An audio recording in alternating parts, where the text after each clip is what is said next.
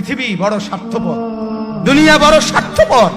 দুনিয়া কাউরে জায়গা দেয় না, দুনিয়া কাউরে জায়গা দেয় না। এত মজবুত পাইলিং করে যেই বিল্ডিং বানাইলাম, দুনিয়া তারে থাকতে দেয় না। যা বেটা যা, যা তুই লাথি দিয়া বাড়ি করে যা, কবরে যা, কবরে যা। দুনিয়া কাউরে থাকতে দেয় না।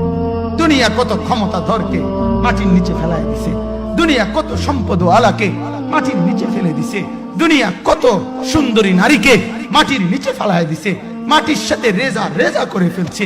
আজ আর চেহারা নাই, আজ আর রূপ নাই, আজ আর যৌবন নাই, আজ আর ক্ষমতা নাই। এমন বাদশা ছিল পৃথিবীতে যার হাতের আঙ্গুলের ইশারায় মানুষের গর্দান উড়াইয়ে দিত, যার হাতের ইশারায় উঠতো মানুষ, বসতো মানুষ। আজ বাদশারা নাই, আজ সম্পদওয়ালারা নাই, আজ মালওয়ালারা নাই। দুনিয়া কাউরে থাকতে দেয় না, কাউরে না দোস্ত, কাউরে দেয় না। দুনিয়া দাদারে আমার থাকতে দেয় নাই। আমার দাদারে আমি দেখছি, আজ আমার দাদা নাই। আমার নানারে আমি দেখছি, আমার নানা নাই। আমার দাদিরে আমি দেখছি, আমার দাদি নাই। আমার নানিরে আমি দেখছি, আমার নানি নাই। আমার বাবারে আমি দেখছি, 14 লক্ষ টাকা বাবার পেনশনের আমি সব ডাক্তারের পিছনে খরচ করে ফেলছি, বাড়ির ফসলের জমি বিক্রি করে ফেলছি। আমার বাপ যেন না মরে বারবার বারে হসপিটালে নিছি, কিন্তু দুনিয়া আমার বাপকে থাকতে দেয় নাই। আমার বাপ কবরে চলে গেছে, দুনিয়া কাউরে থাকতে দেয় না, কাউরে না, কাউরে না, কাউরে না, কাউরে না। আমার বাপ দুনিয়া কাউরে থাকতে দেয় না। তুমি থাকবা না, তুমি থাকবা না। দুনিয়ার ধোকায় পড়ো না বাপ, দুনিয়ার ধোকায় পড়ো না। মাকে বুঝান, আজ মারা বেসামাল হয়ে গেছে, আজ বোনেরা বেসামাল হয়ে গেছে, বেপরদার উৎসব তুলে দিছে। এটা যেন আল্লাহর সাথে যুদ্ধ করছে। আল্লাহ করোনা না, তুমি আরো কিছু দাও, আমরা বেপরদিকে ছাড়বো না। যুবক ছেলেগুলো যেন বলতেছে, আল্লাহ তুমি করোনা দেওয়ার চাই দাও, অশ্লীল ছবি দেখা, ফেসবুকে নর্তকী দেখা আমরা ছাড়বো না। দেখি তুমি কি করতে পারো, তুমি যা করার করো। দোকানদার ব্যবসায়ীরা হারামের লেনদেন করা বন্ধ করছে না, সুদখোর সুদ ছাড়ছে না, ঘুষখোর ঘুষ ছাড়ছে না, নাফরমান আর জিনাকার ব্যভিচারী এরা কেউ কিছু ছাড়ছে না। বেহায়ার বেপর্দা নারী তার অশ্লীলতার বেহায়াপনা ছাড়ছে না।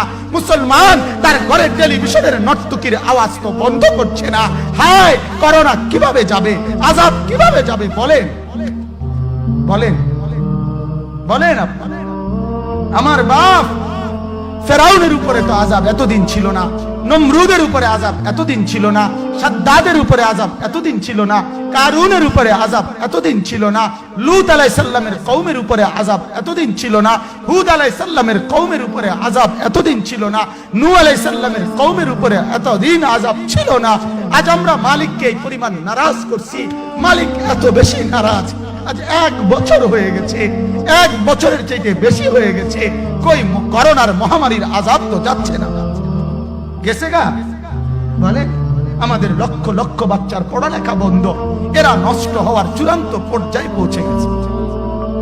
মোবাইল এদেরকে শেষ করে দিছে, লক্ষ লক্ষ ছেলে। গতকালকে এক মা আমার আত্মীয় ফোন দিয়া বলতেছে, সকাল 10টায় বাচ্চাটা ঘর থেকে মোবাইল লইয়া বাইর হইছে, রাতের 10টায় মা তারে ফোন দিয়া বলছে, বাপ ঘরে আসতি না, ভাত খাইতি না। বাচ্চা তারে বলতেছে, তোমার অসুবিধা কি, তোমার সমস্যা কি? মা এই কথা বইলা কাঁদা দিছে যে, শোনেন হুজুর কদ্দুর দোয়া করো। এক বাচ্চা, এক ছেলে, সে যদি তার মাকেই কথা বলতে পারে, তার মানে গুনাহ তারে এত মজা দিয়া দিছে, ফেসবুক তারে এত মজা দিয়া দিছে, ইউটিউব তারে এত মজা দিয়া দিছে, নর্তকী তারে এত মজা দিয়া দিছে, গুনার দৃশ্য তারে এত মজা দিয়া দিছে, সে মাকে ধমক দিচ্ছে। রাত 10টা বাজলে কি হইছে, রাতের 3টা পর্যন্ত দেখলে তোমার সমস্যা কি? আমার আখিরাত আমি নষ্ট করলে তোমার অসুবিধা কি?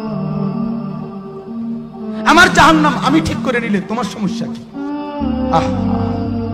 আল্লাহ আমাদেরকে মাফ করে দেন, আল্লাহ আমার জাতিকে মাফ করে দেন।